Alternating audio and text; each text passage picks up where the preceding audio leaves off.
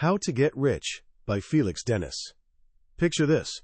You're 25 years old on a freezing winter night in London. The city's pitch black because your electricity got cut off weeks ago. You couldn't pay the bill. The only light in your tiny flat comes from a pathetic little fire you're feeding, with broken furniture you pulled from the dumpster. Next to you on a ratty old beanbag sits the person you love. She bought the food you just ate. She paid for the cigarettes you're smoking. And now, gently but firmly, she's trying to talk some sense into you. She wants you to take that decent job offer. Give up this insane pipe dream of starting your own business. You're still young, she says. You can always try again later. She hates seeing you like this. Bitter, broke, spinning your wheels and getting nowhere. And right then, you almost break. You love her. You know you'll lose her if you say no. It would be so easy to give in. To promise her a normal job, a normal salary, a normal life. So incredibly easy. But you don't. Something inside you, stubborn, almost irrational, refuses to quit. You just know, with absolute certainty, that if you give in now, you'll never get another shot. It's now or never. That shivering young man by the fire was Felix Dennis. The decision he made that night became the first step of a journey that took him from a broke hippie on welfare to a self-made billionaire worth nearly $1 billion. So why would someone who made it that big waste time writing a book to help others get rich? It wasn't for the money. He already had more than he could spend in 3 lifetimes. No, Felix Dennis wrote How to Get Rich because he believed almost anyone with reasonable intelligence can become wealthy as long as they have one thing. Not a brilliant idea. Not an Ivy League education. Not even startup money. But a fierce, almost obsessive compulsion to succeed. Today, we're walking the narrow, lonely road that Felix Dennis mapped out. This isn't a feel-good journey. It's a brutally honest look at the sacrifices, the mindset, and the cold realities of a game very few people are willing to play. By the end, you'll understand the uncomfortable truth that separates people who merely wish for wealth from those who are absolutely determined to get it no matter what it costs. Most wealth books start with promises of happiness. They tell you money will solve your problems and bring peace of mind. Felix Dennis starts his book by telling you the exact opposite. He says, point blank, that becoming rich will almost certainly not make you happy. In fact, he warns it's more likely to make you miserable.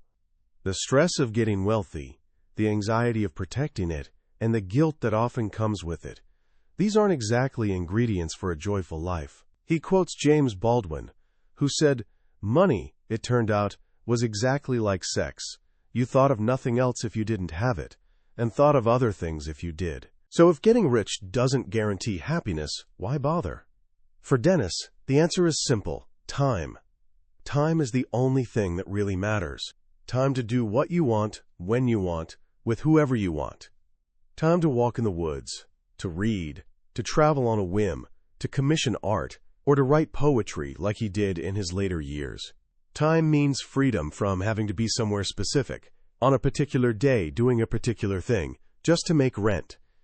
That's the real prize. Money is just the tool you use to win it.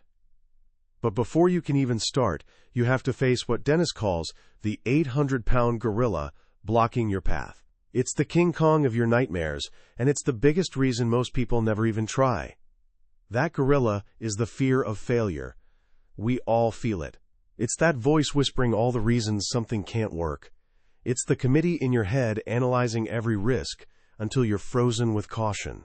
It's the fear of what your friends, family, and neighbors will think if you try and fall flat on your face. Dennis tells a painful story from early in his career. In the late 70s, he wanted to launch a personal computer magazine. It was new territory, completely unproven. He talked to a senior manager at a major retailer, a nice old guy who kept warning him that nobody would ever pay money to read monthly magazines about dinky little computers. His own colleagues agreed. After weeks of doubt-filled discussions, Dennis chickened out and abandoned the plan. Shortly after, another entrepreneur launched the exact same magazine. It was an instant hit. Dennis had to scramble and buy a majority stake just to get back in the game, which ultimately cost him millions in lost profits. The price of listening to fear? Nearly $10 million. The lesson hits hard. If you're unwilling to fail, sometimes publicly, sometimes spectacularly, you have almost no chance of getting rich. You need to develop thick skin, mental armor strong enough to shrug off the mockery that follows your failures and the envy that comes with your success. Because those three things, mockery, envy, and failure, are guaranteed. You either learn to use that fear as fuel instead of letting it stop you, or you're destined to stay broke. This brings us to one of the book's most controversial ideas. To get rich, you need to fundamentally change how you relate to the world around you. Specifically, you need to understand that team spirit is a concept designed for losers. Financially speaking, anyway. Dennis argues that team spirit is the glue employers use to bind employees together, a way to keep useful people chained to their desks without paying them what they're really worth. While you're working for someone else, you need to see it for what it is: a reconnaissance mission, an apprenticeship, a means to an end, not the end itself. In your secret heart, you can't be part of the team. You're a lone wolf, gathering intelligence, learning the landscape, waiting for the right moment to break free. He tells a fantastic story to illustrate this. In the early 80s, he launched a pop music magazine in America called Star Hits. The editor was a brilliant young guy named Neil Tennant. The magazine took off, and Neil found himself at the center of the New York music scene.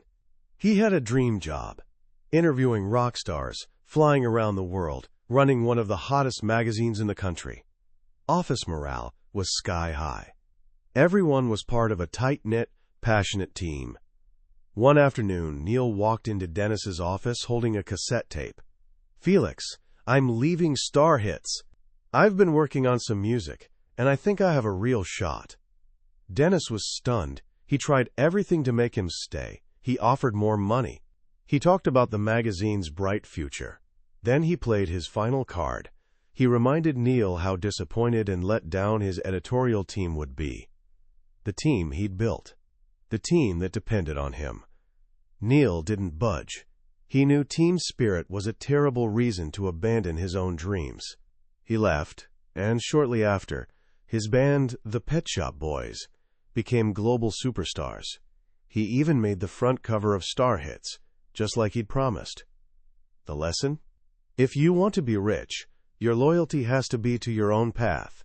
People who will never be rich may not, subconsciously, want you to become rich either. Your success highlights their lack of risk-taking. You can't be one of the boys or believe you and your boss are in this together. If you do, you'll only succeed at making other people rich. This mindset is critical because once you've cut loose from the pack, you face your next big challenge, the search. What business do you actually get into? Where's the money? Here, Dennis reveals another trap that snares wannabe entrepreneurs, the myth of the great idea. He says it plainly: ideas are worthless. Good ideas are a dime a dozen. Actually, more like a penny a dozen. We've all had them. A clever app, a new service, a solution to a common problem. But ideas alone will never make you rich. Execution is 1,000 times more important. If the execution is perfect, it barely matters what the idea is. The world is full of people who had a great idea and are now broke. It's equally full of people who took a simple, even boring idea and executed it with relentless perfection and are now fantastically wealthy. Ray Kroc, the founder of McDonald's, didn't invent the hamburger. He didn't even invent fast food. There were thousands of burger joints in America when he started. What he did was execute a simple plan with obsessive focus, standardize the food, franchise the outlets, ensure cleanliness and speed, and market the experience relentlessly. It was the implementation, not the idea, that built an empire. Dennis is ruthless on this point. if you want to get rich, don't sit around waiting for inspiration. Just get busy getting rich. This leads to a powerful corollary. If your own ideas aren't the key, then never be ashamed to copy winning ideas from others. He calls the failure to do this the "not invented here" syndrome, and it's one of the biggest reasons companies fail. He shares a painful story of his own. In the 90s, the video game magazine market was exploding. A rival company, Future Publishing, came up with two brilliant strategies. First, they paid huge money to secure the rights to be the official magazine for platforms like Sony PlayStation. Second, they started including free, playable games on discs with their magazines. Dennis found the idea of publishing a magazine he didn't truly own, one licensed from a hardware giant, off-putting. He also balked at paying millions in advances, so his company, Dennis Publishing, stuck to producing unofficial magazines. They tried to compete but couldn't get the top-tier games for their cover discs. Readers didn't care about the magazine's content as much as they cared about the free game. The result was a bloodbath. Future Publishing destroyed them. For years, Dennis's company bled money, stubbornly trying to make their own strategy work, refusing to admit their rival had found the winning formula. They got crushed because they refused to copy. The original isn't always the greatest. If you want to be rich, watch your rivals, and when they find a winning strategy, copy it, improve it, and execute it with more intensity than they can. So you've got the right mindset. You're focused on execution, not just ideas.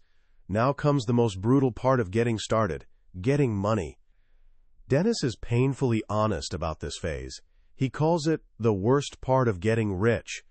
Nothing is more humiliating or soul-crushing than going around with your hand out, begging for money.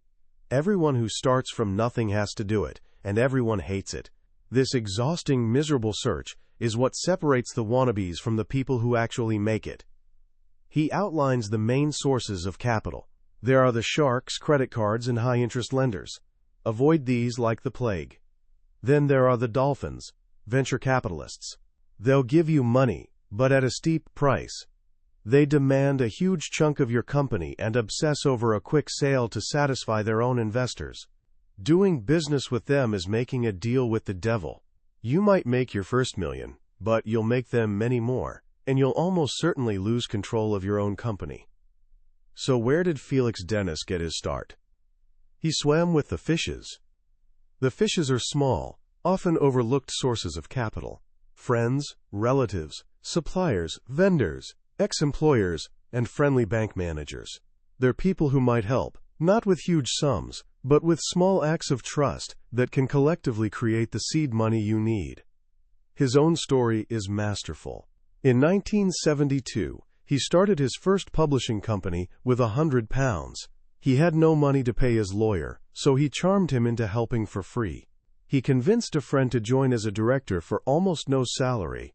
They borrowed office furniture from a defunct magazine. He sold his personal record collection to get just enough cash to talk to printers. But the printers wouldn't print his first comic book without guaranteed payment. This was the big obstacle. So he went to his distributors, a small company run by two guys named Brian and Charlie. He asked them to write a letter to the printer. The letter didn't guarantee payment, but promised the printer would be first in line to get paid from sales revenue. It was a simple gesture of trust. It worked. The printer agreed. The comic got published, and though it barely broke even, it provided the framework for his next venture. Within 2 years, he had £60,000 in the bank. He'd created capital out of thin air by swimming with the fishes. Most importantly, he still owned 100% of his company. This brings us to what Dennis calls the only real secret to getting rich. It's not a strategy. It's not a tactic. It's a 3-word mantra that he believes is the absolute core of wealth creation. Ownership, ownership, ownership. To become rich, you must be an owner, and you must try to own it all. You must fight with everything you have to own and control as close to 100% of any company you create as possible. Every single percentage point is crucial. It's worth fighting for with everything you've got.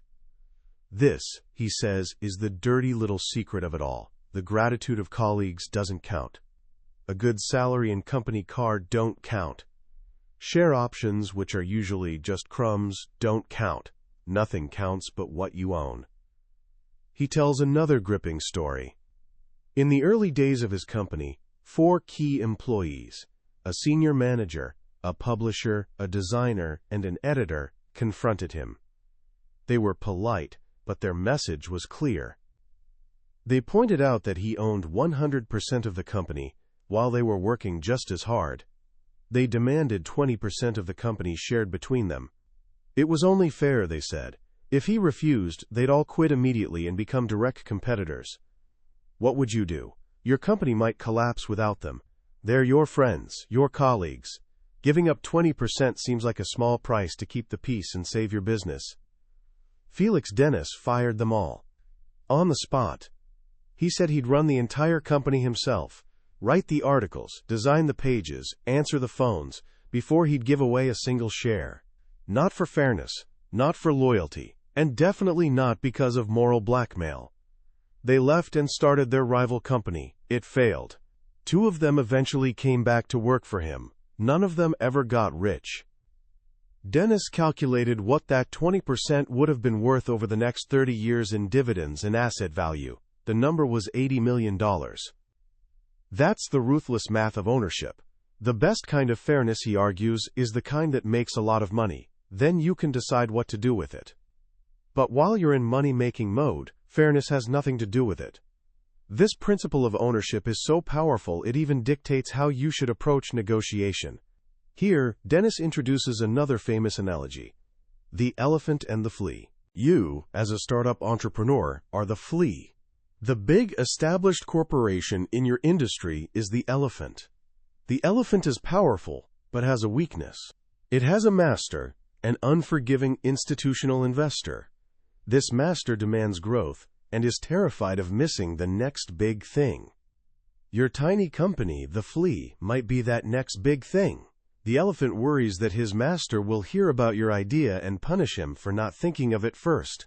So the elephant comes to you, not because he wants to, but because fear of his master drives him. And the day he comes calling is when the fun begins. Dennis recounts the most important negotiation of his life. In 1981, his magazine, Personal Computer World, was leading an exploding new market. But a failed side project left his company desperately short of cash. An elephant, a massive publishing company called VNU, came calling. They wanted to buy his magazine. Their first offer was magnificent, far more than he'd ever dreamed of. But Dennis sensed their need was greater than his greed. He knew that for VNU, a giant in traditional mainframe computer magazines, missing the personal computer revolution would be catastrophic in their investors' eyes. This was their weakness. So he played a dangerous game. At a big meeting, they offered him over $5 million. He looked them dead in the eye, emptied his mind, and convinced himself he didn't care about the outcome. "The price is $7.8 million, he said. Then he and his lawyer stood up and walked out. His lawyer was horrified. "You're insane. You've been stupid. They'll never pay that." But Dennis understood the balance of weakness. Their need would outweigh his greed. He was right. A few weeks later, they met again and agreed to his price. He became a multi-millionaire overnight, precisely because he understood that in negotiation, it's not about the balance of strength. It's about the balance of weakness. Once you've mastered these principles, harnessing fear, focusing on execution, obsessing over ownership, and mastering negotiation, you'll start making real money. But this creates a new set of problems. As Dennis says, getting rich is the easy part. Staying rich is hard. Here, the book takes a turn, offering advice from a man who's made every mistake imaginable.